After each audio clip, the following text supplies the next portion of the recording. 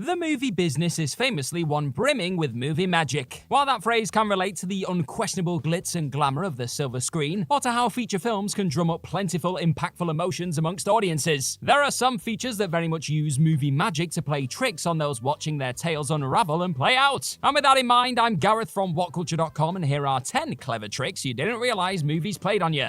Number 10. Terminator 2's mirror scene. Mirror scenes have forever caused headaches for filmmakers over the decades, with those involved having to come up with numerous ways of shooting a mirror sequence without actually having their filming equipment visible in said mirror. It's pretty damn tough. One of the very best ways such a problem was dealt with was in James Cameron's Terminator 2 Judgment Day. There, in one of the sequel's most memorable moments, Sarah Connor is seen operating on the T-800's head. Of course, this all takes place in front of a mirror as Arnold Schwarzenegger's Terminator talks Connor through the process. However, said mirror is in reality a window. The T-800 visible in the mirror is indeed Das Arnold, but the T-800 who Sarah is tinkering with is merely a dummy. As for Sarah, it is actress Linda Hamilton who is stood next to the dummy, and in a stroke of fortune/genius, it's Hamilton's twin sister Leslie who can be seen in the mirror next to Schwarzenegger, and hopefully that all makes sense. Number 9. Attack of the Clones entrance strategy. George Lucas is famed for, or should that be infamous for, the amount of tricks and tinkering he's done with his Star Wars movies over the decades. While that tinkering has often involved going back and changing things about certain films, another particular trick that Lucas brilliantly used is on full display in Episode 2 Attack of the Clones. Granted, a good number of Star Wars fans will lambast Attack of the Clones as the absolute worst movie in the franchise's history, but if you do happen to go back and watch Episode 2 anytime soon, be sure to keep an eye out when the good and bad armies enter your screen to do battle. In Attack of the Clones, whenever the Jedi-tied Republic clone troopers enter the fray to fight the supposed good fight, they come in from the right, despite heroes generally entering from the opposite side traditionally. A tease towards their eventual heel turn on the Jedi, you could say. For their nefarious Sith-driven separatist battle droids, they always enter the action from the left of your screen. In addition to this, battles between these two armies usually frame the sun behind the clone troopers, meaning that the bad separatists have an ominous, gloomier sky surrounding them too. Number 8. The Lord of the Rings Forced Perspective.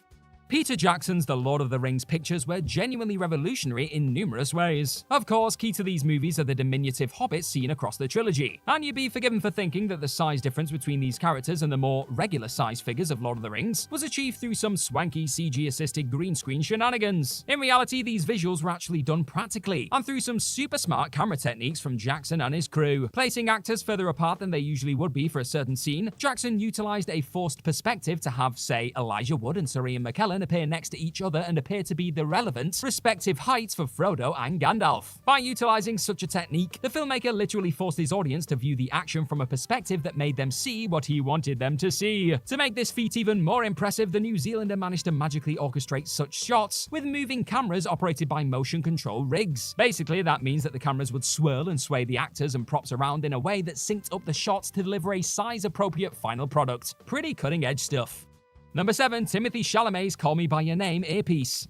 Few will ever be able to forget the sight of Timothée Chalamet's distraught Elio Perlman sobbing by an open fire as Call Me By Your Name's closing credits begin to play. What's also playing perfectly to a powerful and emotional extent at this point in time is Sufjan Steven's Visions of Gideon's song. Not obvious, though, is any sort of earpiece being worn by Chalamet. In this 2017 picture, young Elio finds himself embroiled in a secret romance with Armie Hammer's Oliver. The catch is, Elio and his family live in Italy, and Oliver is merely in the country for a brief stint, working as an assistant to Elio's professor father. As such, the two are well aware that any burgeoning relationship has a definite expiration date due to the looming matter of Oliver returning to the US. Once that return to the States does indeed happen, a phone call to the Perlmans from Hammer's character during Hanukkah reveals that he is engaged to be married to a woman he has been dating for a couple of years. Once he and Elio have one final brief conversation, the youngster sheds a fireside tear at love lost, as Visions of Gideon plays over this hugely impactful scene. In terms of tricking the audience, Chalamet had an earpiece in place for this moment, with Visions of Gideon playing through it and allowing him to react as needed for the song's emotive beats. Said earpiece was then digitally removed during post-production.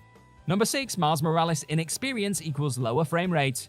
Spider-Man Into the Spider-Verse is a true, no pun intended, marvel of an animation. What you've likely never realized, though, is that this flick's gorgeous action often plays out at a different frame rate for Miles Morales than it does for his other wall-crawling pals. When we see Peter B. Parker cracking skulls and swinging through skylines, that, like the rest of the movie, is served up at 24 frames per second. On the flip side of this, Miles' burgeoning venture into herodom only moves at 12 frames per second. This was done in order to give a clunkier, more rigid movement to the rookie Morales when compared to the vastly more experienced spiders seen elsewhere in the film. By the time Into the Spider-Verse reaches its final act, and with Miles Morales having earned his stripes as Spider-Man, his animation has been amped up to the full 24 FPS treatment to match his peers. Masterful!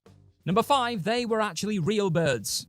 In Alfred Hitchcock's The Birds, one would be forgiven for thinking that the actual birds used in the film's key moments, particularly the movie's brutal finale, were some sort of fake, maybe even plastic creatures. While that's what you would presume, the trick played in The Birds is that what we're seeing really is lead actress Tippi Hedren being attacked by very real birds. So the story goes, the plan originally was, of course, to use fake mechanical birds for the final attack by countless winged warriors on Hedren's Melanie. After the star reportedly turned down the repeated advances of Hitchcock through the film's production, though, the director allegedly replaced the faux birds with real ones for this sequence, all without informing Hedren about this unsettling change. Was pretty horrendous then, and it's pretty horrendous now.